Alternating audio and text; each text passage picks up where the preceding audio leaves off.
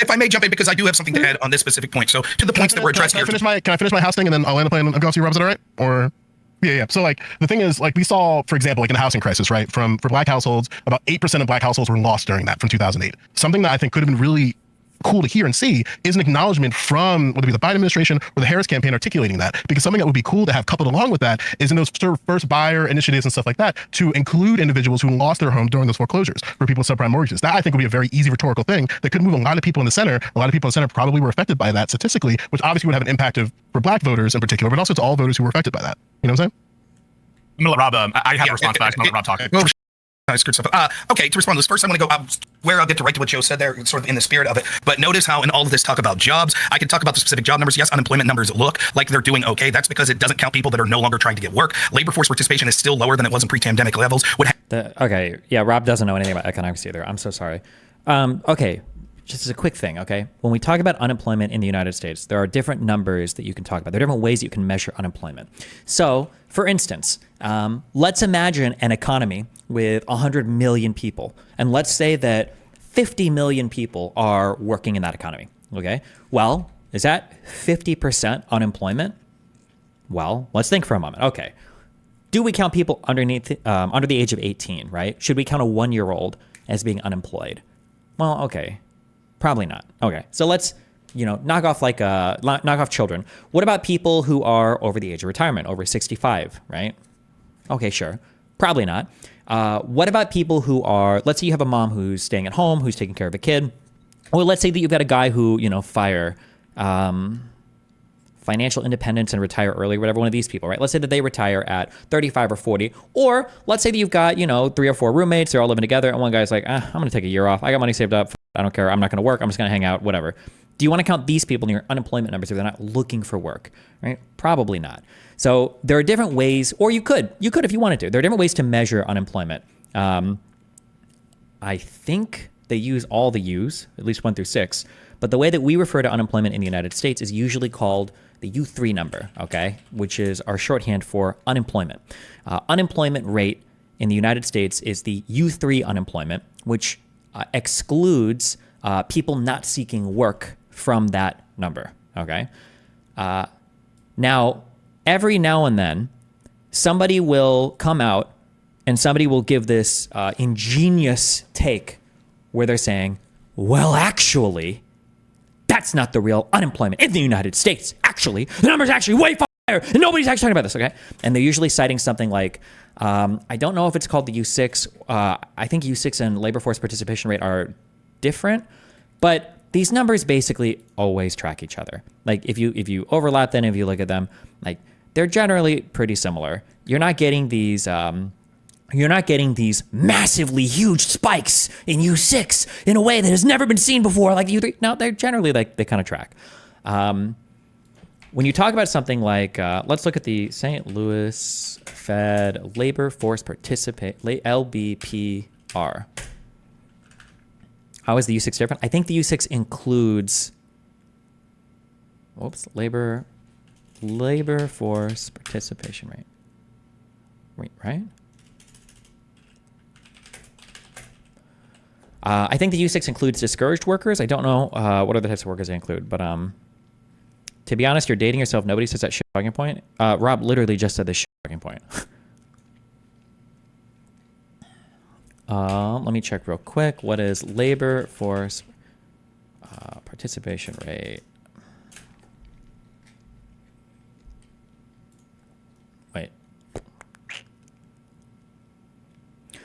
It's defined by the current population survey as the number of people in the labor force as a percentage of the civilian non-institutional population. The participation rate is a percentage of the population that is either working or actively looking for work.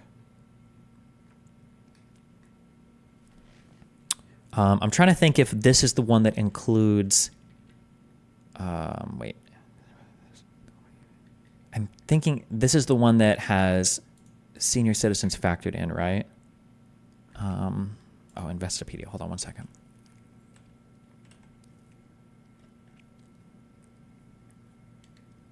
The U.S. government's labor force participation rate formula is the number of people age 16 and older who are employed or actively seeking employment divided by the total non-institutionalized civilian working age population. Okay. So one thing to keep in mind as you get more and more people that are getting older, because our population is a little top heavy, I think because of the baby boomers, even if everything in the economy more or less stays the same per age bracket as a percentage, you would expect to see labor force participation rate drop off a bit because older people are more likely to be retired and not wanting to work anymore than younger people. But I believe labor force participation rate will still factor these people in. So when you're looking at this here, you're seeing that the labor force participation rate is lower, 62, 63%, than it was throughout the 80s, 90s, 2000s. This is to be expected somewhat. Now, I'm not necessarily saying that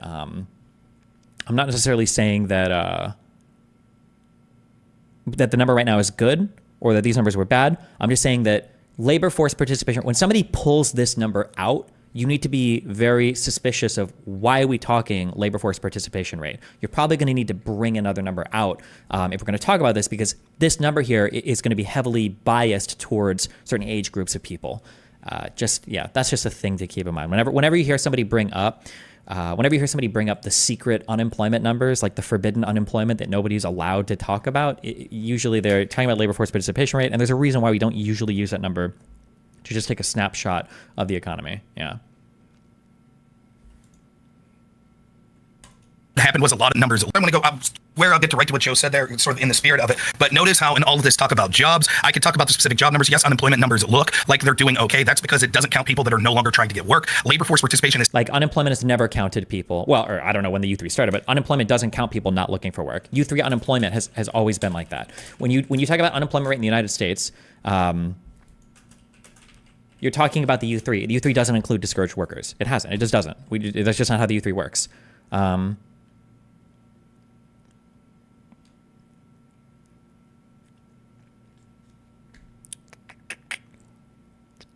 Okay, I don't know, but it doesn't give the definition here, but yeah. But the U3, when people talk about unemployment rate in the United States, it just doesn't. It just doesn't measure discouraged workers, people not seeking work. is still lower than it was in pre-pandemic levels. What happened was a lot of people got so frustrated after the lockdowns and things like that that they never tried to go back to work. In addition to increased welfare benefits and PPP loans and other stimulus checks that were sending them, many people never went back to work. So unemployment numbers look way better than they actually are. The real unemployment number is probably around 7%. And none of Like saying anytime somebody says real unemployment, they're always full of shit. That's always a lie. When somebody says real unemployment, that means that they're engaged in some propaganda every single time. There were people that quit after COVID and didn't come back, but a lot of those people are also people that were just like, fuck, I'm retiring now and I'm done. I'm out, right? You can, somebody linked this. Yeah, I don't know how PPP loans are making people not go back to work. PPP loans were offering money to employers to literally keep people on payroll, so I don't know what that means. Well, I do. It means he's full of shit. Population pyramid for the United States, 2000, 2010, and 2020. So you can kind of see, I guess you've got like this bump here of people that are getting older from 40 to 39. You've got this little bump here that I think this is 2010. So 35 to 44, this bump moves up here from like 49 to 54, and now it's moved up here from like 59 to 64. This is 2020, I guess, right? So as it gets, as time moves on and this bump moves up, again, labor force participation rate is going to drop, but that's not bad. It just means we've got more older people who are probably going to be retired, right? And we're not making as many younger people. So none of that matters anyways. The fact that you have to work multiple jobs and we count each of those multiple jobs as a job, but people's still real wage growth is barely moving I don't know what that had to do with anything, but okay. the needle since the Harris-Biden administration, where under Trump it was going up by leaps and bounds. So people know, and that's why all the polling shows that people feel they were economically better under the Trump administration than under the Harris-Biden administration, which is why what I said, which Pisco deflected from, was no one wants to talk about that. Instead, you'll talk about one random policy. Oh, they're going to spend money and build houses, that's it. And the rest of it will be, as you've seen IRI try to do here, make excuses that in the first term, congressional term, when Harris and Biden were there, where they controlled the House and had the tiebreaker in the Senate, they didn't do any of this shit. I'm pretty sure they were probably trying to take the country up from underneath the avalanche that was COVID, that the entire world was dealing with. Wouldn't that be a self-report on Trump admin too, since they also use the same U3? Everybody uses U3. Yeah, that's the unemployment rate. Everybody uses the U3. It's stupid whenever somebody says real unemployment and they're not an economist, or they could be an economist and they're talking shit about yeah. I appreciate that, Destiny. All right, bye. Remember to hit that like and subscribe, and don't forget the notification bell so that my videos show up right in your feed.